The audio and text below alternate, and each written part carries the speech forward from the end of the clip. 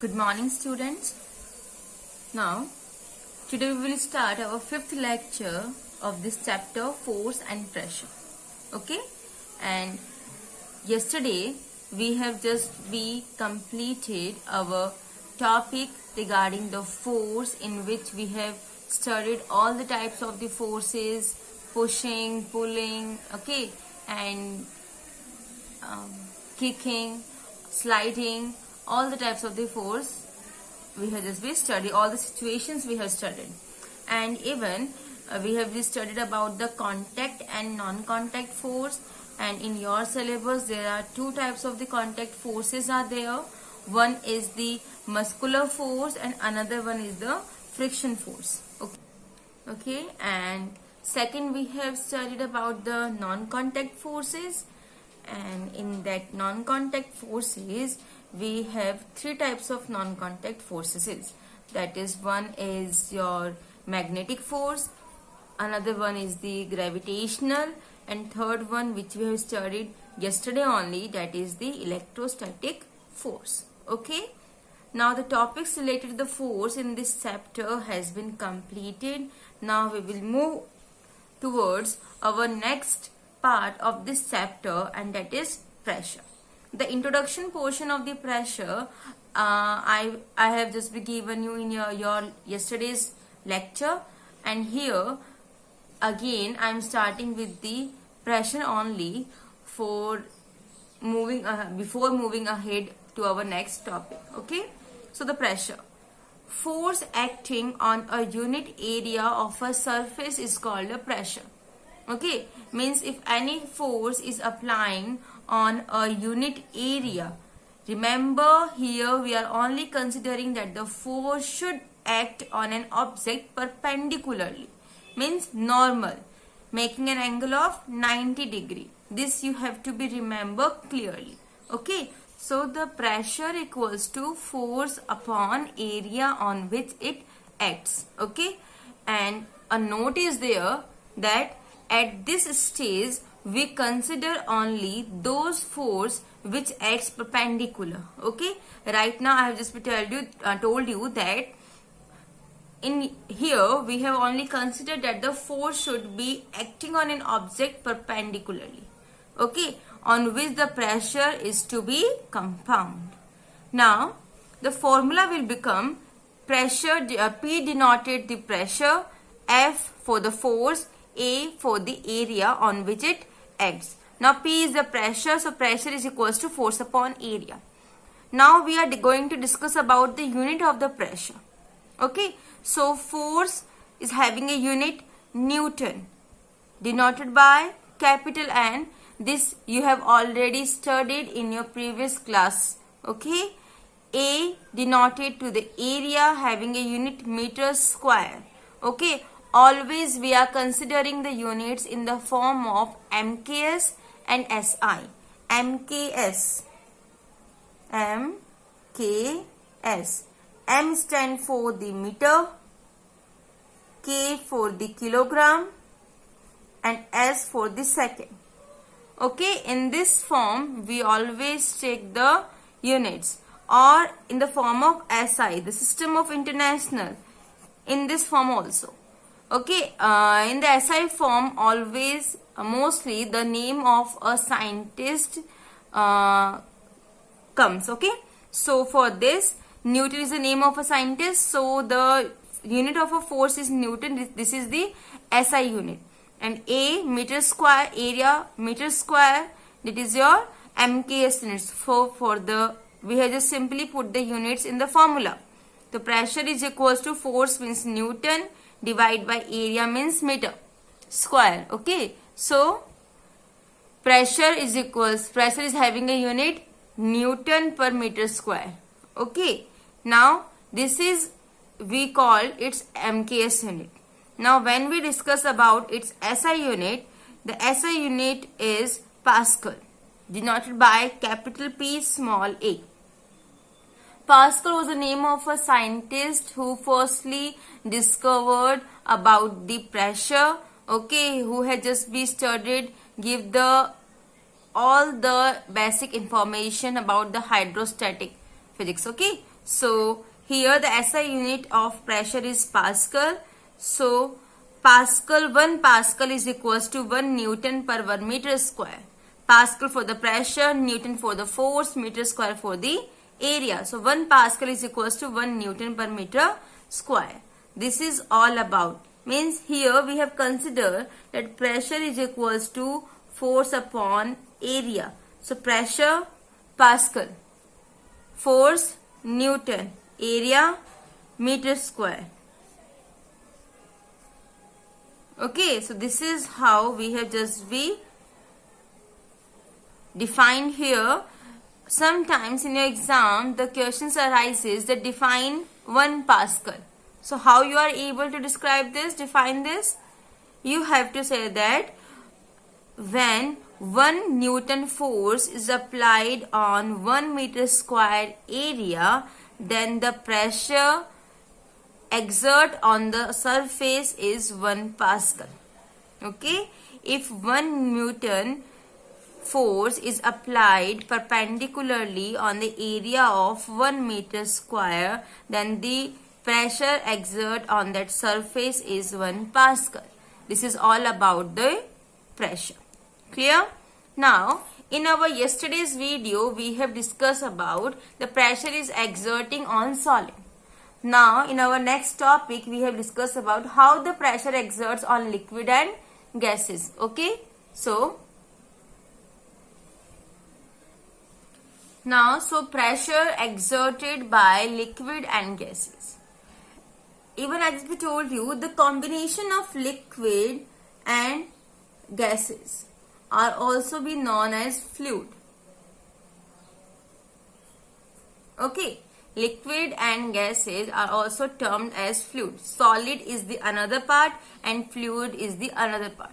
Now we have just be given examples of the pressure exerted on solid, like with the help of a hammer we are just be holding a nail onto the wall and just be striking on it again and again. Okay, similarly beating it again and again. Similarly for the liquid, the pressure exerts that whenever we have just be apply a balloon. Okay, apply a balloon, just be add a balloon on the one of the end of a pipe. Okay, and from the another end of a pipe we exert the water inside the pipe. As the water goes inside the pipe, the balloon exerts some pressure and become to be flattened. Okay, exert some pressure and having some particular volume, increases in its volume. So what was that? That was a pressure exerted by the liquid inside a balloon. Similarly, gases is also be having a exert some pressure on the walls of the container. Okay.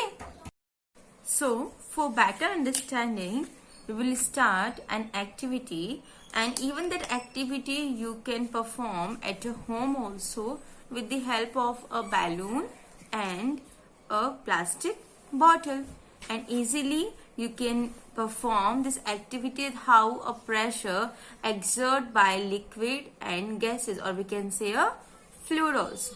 Okay, so let's start the activity. A wooden block kept on a table exerts a force on it, and we know that the wooden block is a solid substance. What about liquids? We know that liquids are kept in containers. Do liquids or fluids exert pressure? Yes, they do. They exert pressure on the base and the walls of the container in which they are enclosed. The pressure on the base will be downwards, and on the walls the pressure will be sidewards. We can also derive something interesting if we look at the fluid in terms of layers. Say there's water kept in a plastic container. Let's divide the fluid into 5 equal parts. You can see that the second layer of water is holding the weight of the first layer. Similarly, the third layer is holding the weight of the first as well as the second layer. And the fourth layer is holding the weight of the top 3 layers, and so on and so forth. So clearly, the pressure at the bottommost layer is the maximum. There's even a way you can find this out.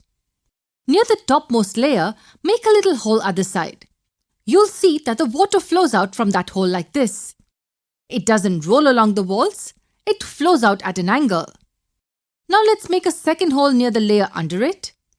You'll see that the water flows out at a wider angle as compared to the earlier case.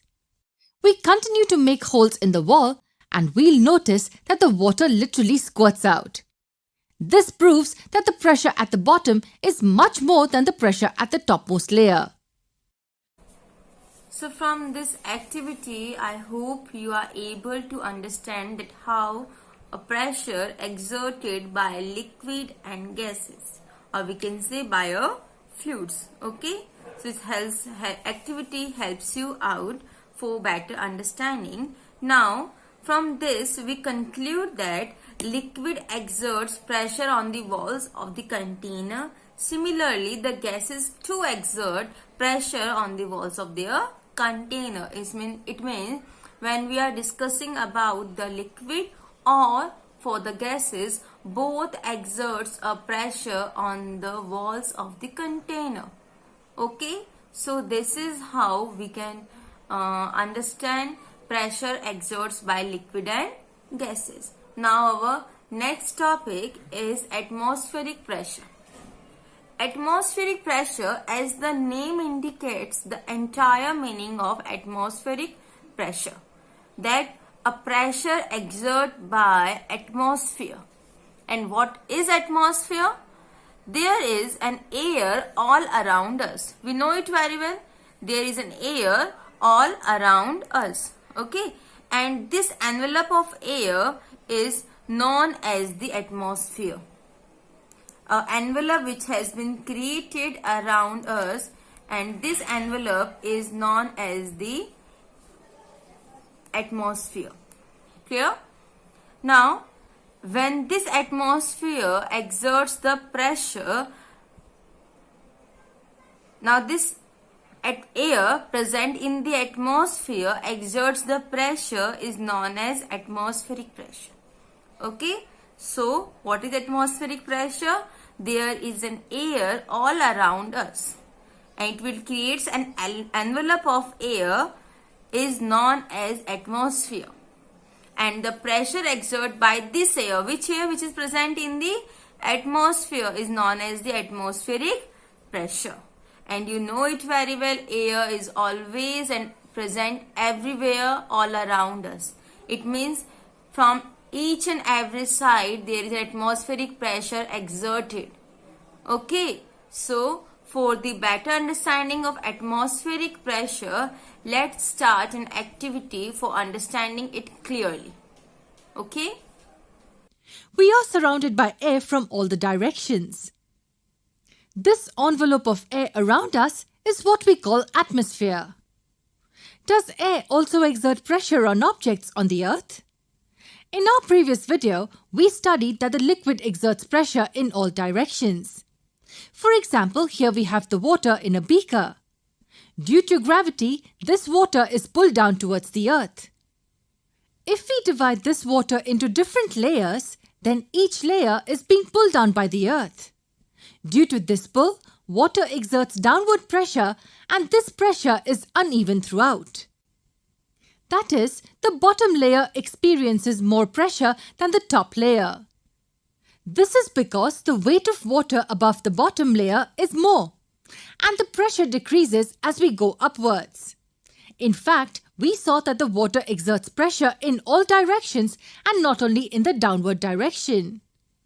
One more thing that we studied about the liquid pressure is that at any point in a liquid, the pressure is the same in all directions.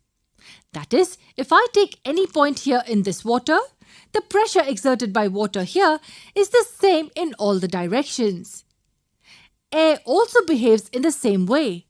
Just like water, air is also being pulled down by the Earth's gravitational force. This force applies pressure on the air in the downward direction. The pressure exerted by air is called air pressure or atmospheric pressure. Did you know that the atmosphere is divided into different layers? The atmosphere is divided into 5 layers, namely the troposphere, stratosphere, mesosphere, thermosphere and exosphere. The pressure in the troposphere, which is the bottommost layer, is higher than the pressure in the layers above it. And I'm sure you can guess the reason why. This is because the weight of the air above the troposphere is greater than the weight of the air above, say, the stratosphere. The air pressure also acts in every direction and not only in the downward direction. And finally, just like the pressure in liquids, the air pressure at a particular height above the Earth's surface is same in all directions. That is, if I take these 2 points at the same distance above the Earth's surface, then the air at this point will exert an equal pressure in all the directions, just like the air at this point. Let's look at an interesting graph now. A graph which represents pressure at a particular altitude. The graph also represents how the pressure varies from layer to layer. The troposphere layer is closest to the surface of the Earth, and the pressure in this layer goes up to 100,000 Pascal, where Pascals, represented by Pa, is the SI unit of pressure. This is massive pressure. This pressure pushes and pulls the object on the surface on the Earth. For example, if I take a table with the upper surface of 1 by 1 meter, the pressure exerted by the air on the table in the downward direction is greater than 1 lakh pascals. This is equivalent to 10 cars being put on this table. Yes, 10 cars. I know what you must be thinking. Why doesn't this surface collapse under this huge pressure? How does it handle such massive pressure acting down on it? A little while ago, we said that the pressure exerted at points above the Earth's surface is equal in all directions. So the pressure at every point on the table is the same in all the directions.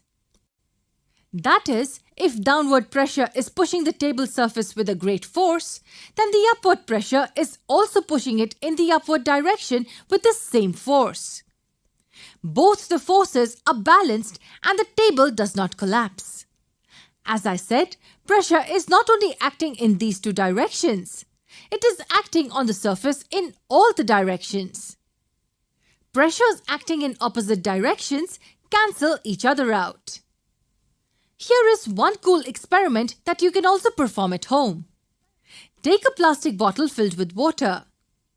Take a cardboard paper and place it on the open end of the bottle like this. Hold this paper with your hand so that it does not move from its position and invert the bottle. Now let go of the paper. What did you see? The cardboard paper sticks to the surface. Why is it held to the surface? It is held to the surface because of the air pressure that is pushing the paper in the upward direction. The upward air pressure is sufficient to counter the downward push exerted by the water. Now make few holes in the bottle at its base. What happens now? Why did the paper fall off? Did the upward pressure on it stop acting, or did it reduce in the value? No, it didn't. The upward pressure on it by the air remains the same, but the downward pressure increased in its value. When we made holes in the bottle, we allowed air to flow inside it from the top. The air from the top started exerting pressure on the water.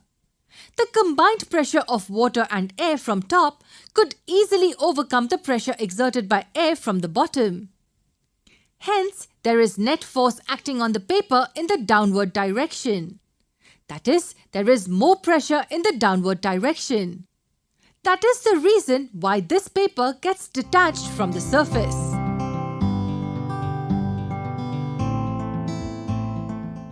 So, I hope you understand each and every type of activity which I performed here for the clarifying or rectifying what is atmospheric pressure. Okay, so I hope you are able to understand the concept of atmospheric pressure. By this topic, atmospheric pressure, our chapter has been closed. Our chapter has been completed. Okay, this is the last topic of this chapter, atmospheric pressure. So in this chapter, we have studied about force. Okay, and for that force, we have studied about the contact force, muscular friction, sliding, rolling, factors affected by a friction. Okay, then we have studied about the non-contact force, that is magnetic, then of its is gravitational, then electrostatic. All the things we have studied about this. Then we have started to read about the pressure exerted by the solid, liquid and gases, and the last topic is our atmospheric pressure, which we have completed. So all about this chapter. Now move towards our today's homework.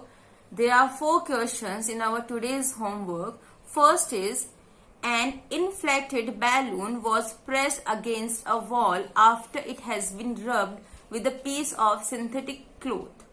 It was found that the balloon sticks to the wall. What force might be responsible for the attraction between the balloon and the wall? Okay, you have to be find the what was the attraction force which is responsible between the balloon and the wall. You have to be explain that. Okay, next is, name the forces acting on a plastic bucket containing water held above ground level in your hand. Discuss why the force acting on the bucket do not bring a change in its state of motion. You have to be discuss about the force which is acting on the bucket, okay, and which will not allow to bring a change in its state of motion. Okay. Next is, a rocket has been fired upward to launch a satellite in its orbit. Okay. Name the 2 forces acting on the rocket immediately after leaving the launching pad. As the rocket starts to launch, on that immediate action, 2 forces are acting. One for the upward direction, another for the downward direction. Now you have to be told me about which 2 forces are acting immediately when the rocket has started to launch. Okay. Next, and not the least, question number 4 for today's, or question number 10 of your exercise. When we press the bulb of a dropper, have you ever seen about a dropper is there? Okay, a black color of a rubber nozzle is there and a black color bulb has been put it on the top side. Okay, so when we press the bulb of a dropper with its nozzle kept in a water, okay, air in the dropper is seen to escape in the form of bubbles. Once we release the pressure on the bulb, water gets filled in the dropper. The rise of water is in the dropper is due to which? Pressure of water, gravity of the earth, shape of rubber bulb, or pressure, atmospheric pressure.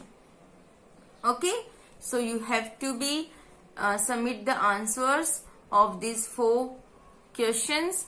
And even I have just been told you about the syllabus. Maybe on 25th of April you are having your test. So for that, your syllabus is chapter light, which we have studied in our previous chapter light. Okay, so from that you have to be learn the question answer, MCQs, each and every topic which we have studied about the light. Okay, I hope you are able to understand all the things. Thank you. That's all for today.